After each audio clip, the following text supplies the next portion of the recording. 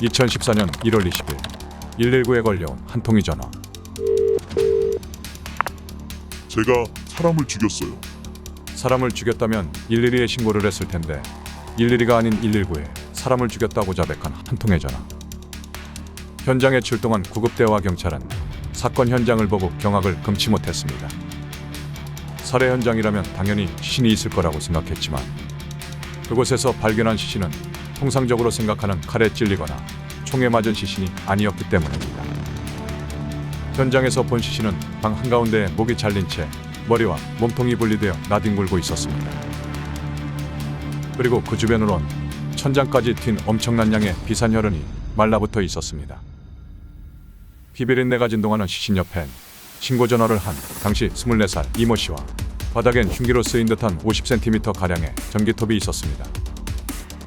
시신을 살펴보니 목이 잘린 부분에 큰 상처는 없었고 방 안에서 몸싸움을 한 흔적도 없었습니다.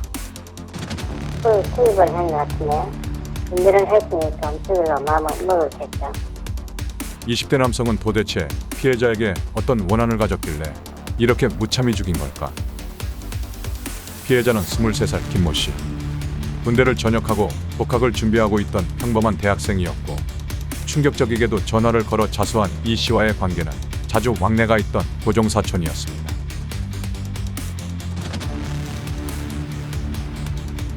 범인 이 씨는 8살이 됐을 무렵 부모가 이혼하면서 할머니와 단둘이 살았습니다. 그러다 2012년 12월 할머니가 요양원에 입원하게 된 뒤로 혼자 살게 되었습니다. 그런 이 씨와 거의 유일하게 소통을 하며 지낸 사람이 바로 피해자 김 씨였습니다. 그런데 이 씨는 경찰 조사에서 숨진 김 씨가 평소 자신을 무시하고 모욕했다고 주장했습니다. 2013년 12월에 만나서도 김 씨는 엄마가 형욕을 많이 한다고 비아냥거리며 말끝마다 스튜피드라고 놀렸고 이 씨는 더 이상 화를 참을 수가 없어 살해를 결심하게 됐다고 했습니다. 이후 이 씨는 거침없이 범행을 계획해 나갔습니다. 범행 일주일 전 이 씨는 살해는 결심했는데 어떻게 죽일지 살해 방법이 고민이었습니다. 본인의 컴퓨터를 사용하면 검색 기록이 남는 것을 염려했는지 공공 PC를 사용하기 위해 울산 남구주민센터 민원실을 방문했습니다. 그리곤 거기에서 살해 방법을 검색했습니다. 얼굴도 가리지 않고 당당히 말이죠. 몇 차례 검색으로 나온 살해 방법들 중 하나를 정한 뒤 그날 오후 2시 울산 남구의 한 약국에서 수면 유도제 열알을 구입했습니다. 그리고 제일 중요한 범행 도구인 전기톱을 구매하기 위해 다음날 공중전화부스로 가 전기톱 판매상에게 전화를 걸었습니다. 공공 PC를 사용해 범행 방법을 검색한 것처럼 이번엔 공중전화를 사용해 전기톱을 구매한 것입니다. 이 씨는 전기톱 구입 대금 14만 원을 계좌로 송금할 테니 전기톱은 택배로 보내달라고 했습니다. 범행 4일 전인 1월 15일 주문한 지 하루 만에 전기톱이 배송됐고 이제 모든 범행에 대한 준비는 끝났다고 생각했습니다. 하지만 상자를 열어본 이 씨는 난감했습니다. 완제품의 전기톱이 배송될 줄 알았는데 열어보니 조립식 전기톱이 배송됐기 때문입니다. 15일 저녁부터 16일까지 혼자 조립해보려고 했지만 실패하자 그는 조립 맡길 곳을 찾아봤습니다. 범행 이틀 전인 1월 17일 전기톱을 조립해줄 열쇠 수리공을 불러 2만 원을 주고 전기톱을 조립했습니다. 범행 하루 전인 1월 18일 이제 모든 범행 준비를 끝낸 이 씨는 김 씨에게 자신의 집에 놀러오라고 했습니다.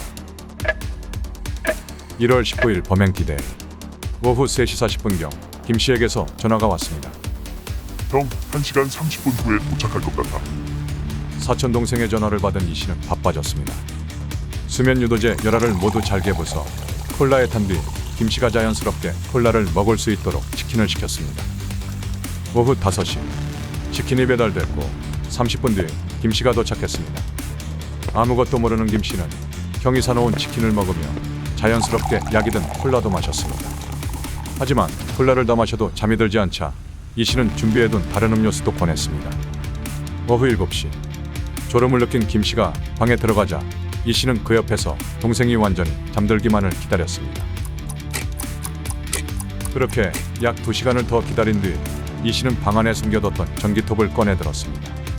그리고는 피해자의 목에 대고 사정없이 전기톱을 작동시켰습니다. 숨진 김 씨의 시신을 보면 손가락에 약간의 방어흔이 있었는데 이는 수면제를 먹고 의식이 없는 상태에서 범행 당시 무의식적으로 한 방어 같아 보였습니다. 그렇게 의식도 없는 피해자를 전기톱으로 잔인하게 죽인 이 씨는 다음날 119에 전화를 걸어 자수한 것입니다. 머리와 몸통이 따로 피범벅이 되어 나뒹구는 살해 현장. 그 안에서 그는 하루 종일 무슨 생각을 했던 걸까요?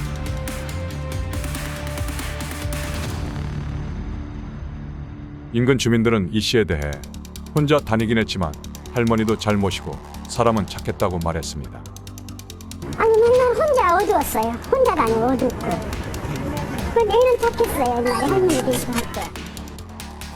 약간의 우울증 증세가 있어 보이던 그는 재판 과정에서도 이상한 진술을 했습니다. 내 속에 악마와 천사가 살고 있는데 대장악마가 살인을 지시했어요. 법무부 감정인은 이 씨의 정신감정 결과 한청과 피해 망상이 있다며 이는 망상형 조현병에 해당한다고 말했습니다.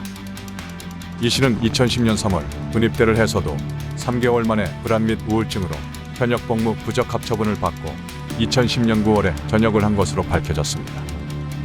하지만 범행 며칠 전부터 범행을 계획한 이 씨가 정말 정신적인 문제로 인해 충분한 판단 능력과 통제 능력이 없어서 범행을 저지른 것일까요? 아니면 심신미약을 이용해 감형을 받으려고 했던 걸까요? 방금 좀 내보내주이소. 오픈 시켜!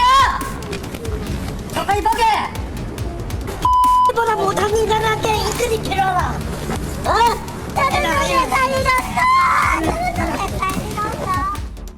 법원은 피고인이 치밀한 계획과 준비 아래 친척 동생인 피해자를 유인해 잠들게 한 다음 전기톱으로 잔혹하게 살해했다며 유가족의 충격과 고통을 고려하며 피고인에게 엄중한 책임을 묻지 않을 수 없다고 밝혔습니다.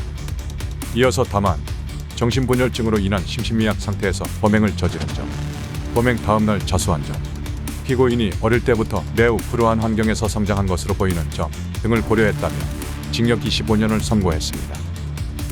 전기톱을 사용할 만큼 지극히 잔혹한 범행이었지만 범인은 조용병에 따른 심신미약과 자수한 사실, 불우한 환경 등이 고려되어 최종 재판에서 감형을 받았는데 사전 준비해서 실행에 이르기까지 매우 치밀한 계획범죄였다는 점에서 과연 범행을 실행할 때 조현병이 발현되었는가에 대한 의문이 남는 것도 사실입니다. 따라서 이에 대한 보다 명확한 입증 방법과 함께 심신미약 감경 규정의 합리적 적용 기준과 방안을 지속적으로 모색할 필요가 있습니다. 그런데 저는 이 사건을 접하면서 무엇보다도 범인의 성장 배경과 환경을 주목하게 되었는데 범인은 8살 때 부모님이 이혼을 하면서 단둘이 생활했던 할머니나 피해자인 사촌동생 이외에는 밀접한 대인관계를 형성하지 못했을 뿐 아니라 다른 친척이나 주변 사람들로부터 무시를 많이 당했다고 합니다.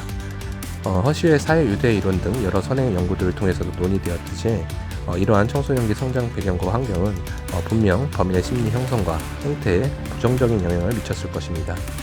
따라서 이 사건을 통해 우리는 전기톱 살인 사건이라는 자극적인 이슈에만 주목할 것이 아니라 범인과 같은 환경에 처해 있거나 정신질환을 겪고 있는 이웃들에 대한 관심과 도움, 그리고 관리와 치료 방안 등 우리 사회의 역할과 과제를 함께 고민해 보았으면 합니다. 충격적인 범행을 저지른 이 씨는 10년을 복역하고 지금 34살이 됐습니다. 남은 15년 동안 교도소 안에서 진심을 다해 뉘우치길 바랍니다.